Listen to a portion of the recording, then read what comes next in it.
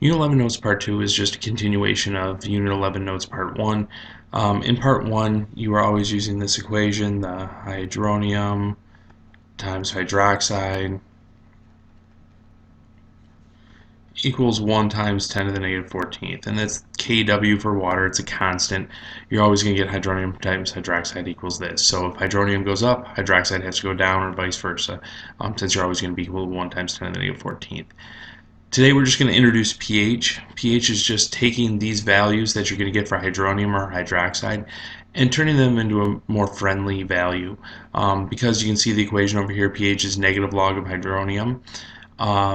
You're basically turning something, so let's say a neutral thing here with a pH of 7.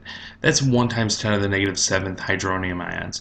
If you went up to somebody on the street and said, you have 1 times 10 to the negative 7th molar hydronium ions, they're going to have no clue what you're talking about. But they might understand that a pH of 7, the number 7 being in the middle of the scale, even if they don't know what the scale is, if you tell them that's neutral, you can basically come to the conclusion that above or below that's going to mean something. So in the pH scale, if you're above 7, it means you're basic. If you're below 7, it means you're acidic. And we're going to go through 3 different types of problems real quick here. The first one is just a simple plug and chug with pH. In this example, you have the digestive acid whose hydronium concentration is 0.045 molar. So you know the hydronium ion concentration is 0.045. You can use the equation from above. pH is negative log of hydronium ions, so pH equals the negative log of hydronium ions. So we're just going to use the concentration there, the 0.045. Make sure you put the negative in there. If you don't in your calculator, you're just going to get a negative answer, and negative answer doesn't make any sense for pH, so just take the absolute value of it if you forget to do that. When you do this, you're going to get 1.35. Because pH is based off of logs, it's all based off powers of 10. So every time that this number moves by 1, it means it moves by a power of 10. So what that means is a pH of 1 is 10 times stronger, or has 10 times more hydronium than a pH of 2. A pH of 1 is 100 times stronger than a pH of 3. So the further you move away from 7, the stronger the acid is. Things like digestive acid are real strong acids.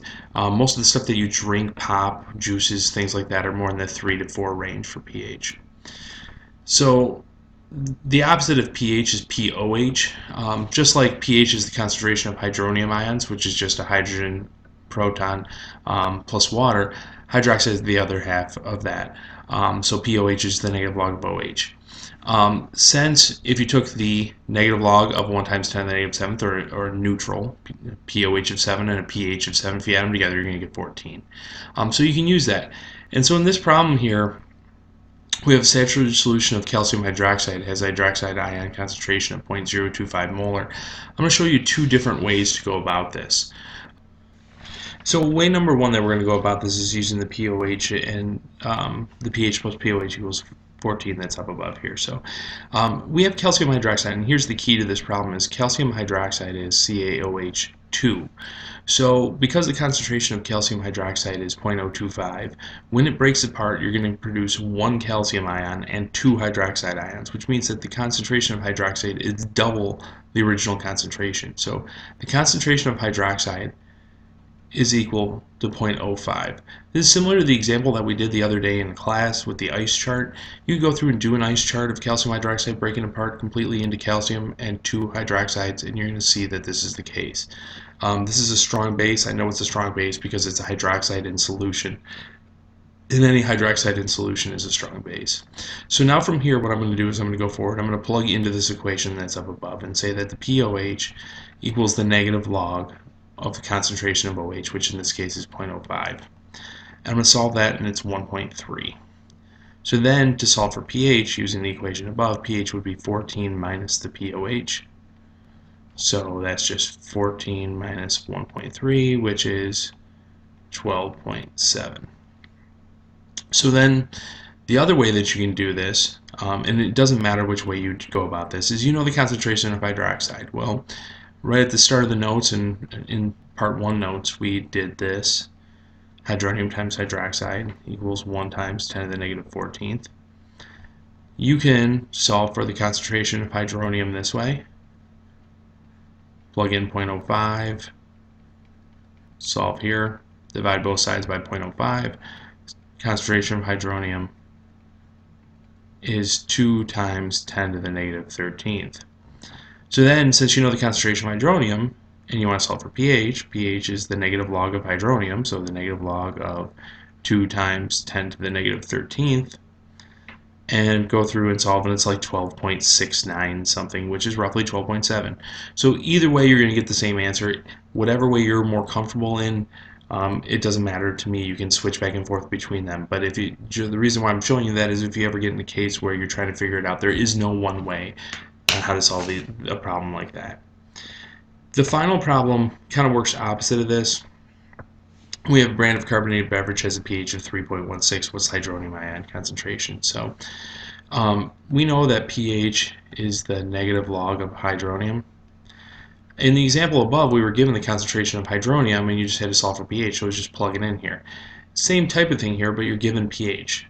To rearrange this equation to solve for that hydronium, you have to divide each side by -1 and take the inverse of a log, which means 10 to whatever power. So what ends up happening is the opposite of this is 10 to the negative pH power.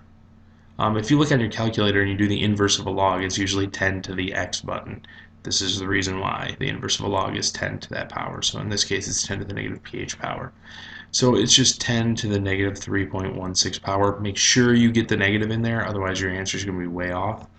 And in this case, you get 6.92 times 10 to the negative fourth.